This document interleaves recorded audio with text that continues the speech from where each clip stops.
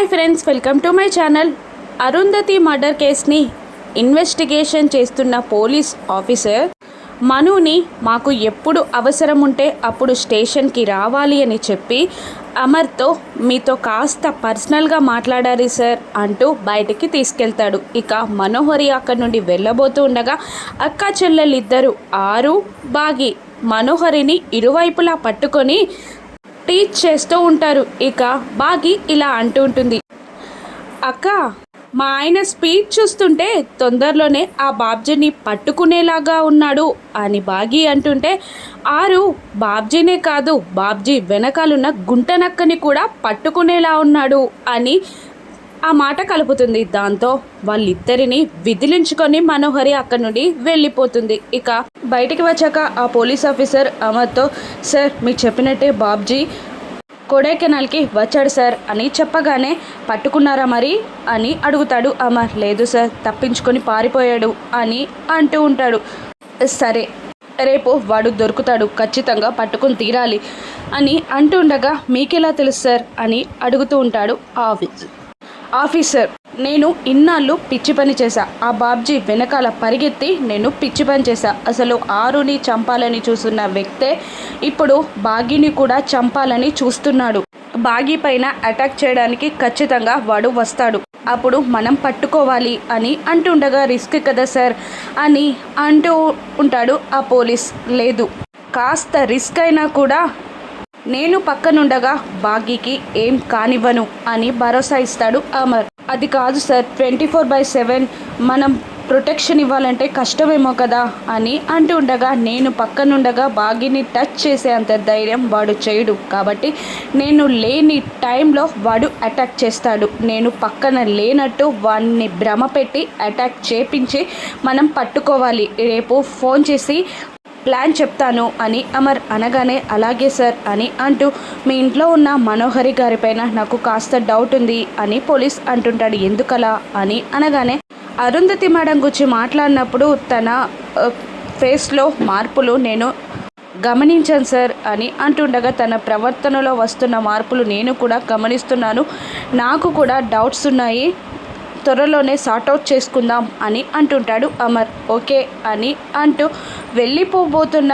Police ఆ పైన ఉన్న మనోహరిని గమనించి ఒక కానిస్టేబుల్కి ఆవిడ మూమెంట్స్ని కనిపెట్టమని చెప్తాడు. అలాగే అంటాడు కానిస్టేబుల్. అమర్ బాగీని వెతుక్కుంటూ వెళ్తూ ఉంటాడు. బాగి ఒక చోట లోన్లీగా కూర్చొని ఆలోచిస్తూ దూరంగా చూస్తూ ఉంటుంది. అమర్ పక్కకి వచ్చి కూర్చున్నా కూడా బాగి గమనించదు. బాగి ఎటు చూస్తుందా అని బాగి చూసే వైపు చూస్తూ బాగిని చూస్తూ కూర్చుంటాడు అమర్. ఏంటి నన్నలా చూస్తున్నారు అని అడుగుతూ ఉంటుంది బాగి. అప్పుడు అమర్, నువ్వు అక్కడ చూస్తున్నావు కదా, అక్కడ ఏమీ కనిపించట్లేదు, అందుకే ఇక్కడ చూస్తున్నా అని బాగిని చూపిస్తాడు అమర్.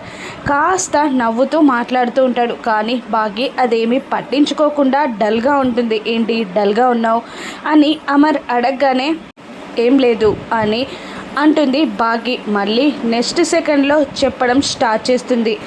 లాస్ట్ టైం నేను కొడైకెనాల్కి వచ్చినప్పుడు ఒకరోజు నేను వెళ్ళాల్సిన అక్క ఇల్లు తెలియక, ఇక్కడ నాకెవ్వరూ తెలియక, ఏమి చేయాలో తెలియక రోడ్ల మీద తిరుగుతూ ఉన్నాను.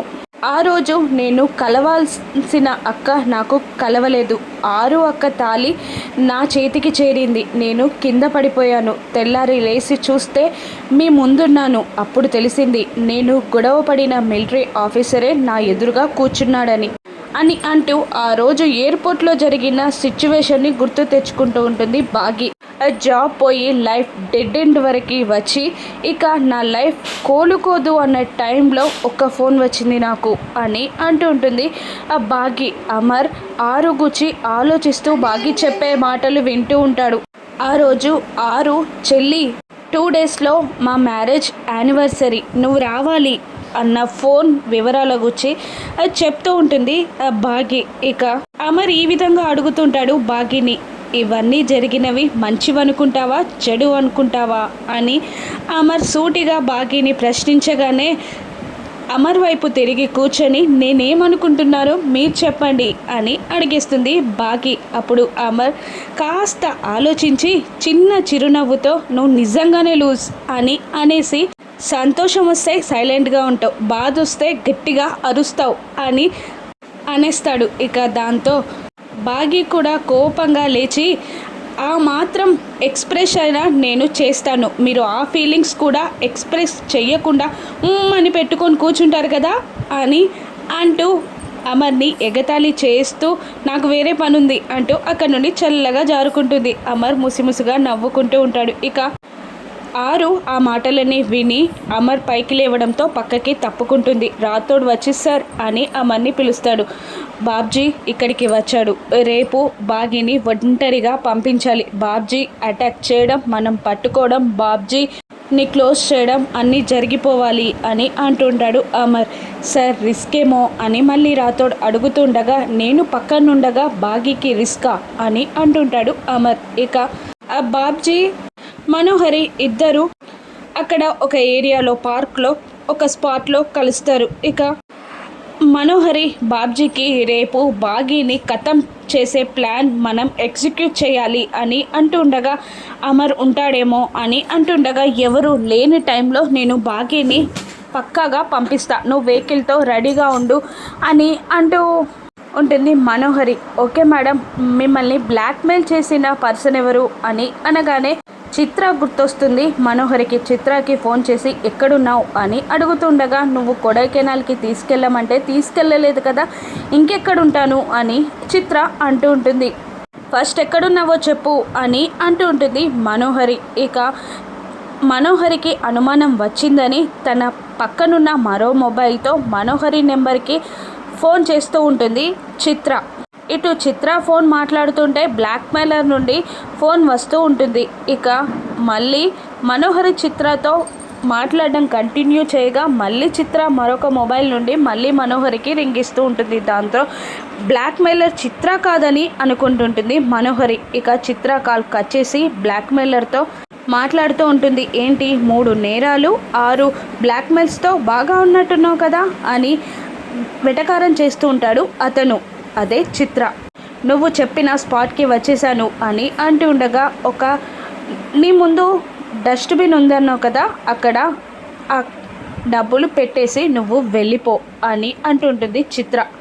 అలాగే అంటూ మనోహరి డస్ట్బిన్ పక్కన డబ్బులు పెట్టేసి అక్కడ నుండి వెళ్ళిపోతూ బాబ్జీని కనిపెట్టుకొని ఉండమని చెప్తుంది. బాబ్జీ వెళ్ళి ఒక టేబుల్పై పడుకుంటాడు. అప్పుడు చిత్ర కూల్గా వస్తూ కోక్ తాగుతూ ఉంటుంది. బాబ్జీ చిత్రాన్ని చూసి ఫ్లాట్ అయ్యి వెళ్ళి మాట్లాడుతూ ఉంటాడు. ఇక అప్పుడే ఒక పిచ్చతను వచ్చి అక్కడ డస్ట్బిన్ పక్కనున్న డబ్బులని తీసుకొని అక్కడ నుండి వెళ్ళిపోతాడు. ఇక బాబ్జీ ఫ్లట్టింగ్ చేస్తూ ఉండగా నాకు వేరే పని ఉంది అంటూ చిత్ర వెళ్ళిపోయి ఆ పిచ్చతనికి రైస్ ప్యాకెట్ ఇచ్చి అతని దగ్గరున్న డబ్బులని తీసుకుంటుంది. ఇదంతా కూడా చిత్ర ప్లానే. మనోహరి కన్నింగ్ వచ్చి తెలుసుకొని ముందే ఆ పిచ్చతన్ని అక్కడికి పంపించి డబ్బుల ప్యాకెట్ని తీసుకోమని చెప్తుంది. ఇక చిత్ర మనోహరి చేతి నుండి 5 లక్షలు సంపాదిస్తుంది. ఇక బాబ్జీని అమర్ ఎలా పట్టుకుంటాడో, మనోహరి కుట్రని ఎలా బయటపెడతాడో రాను ఎపిసోడ్స్లో చూద్దాం. Thank you for watching.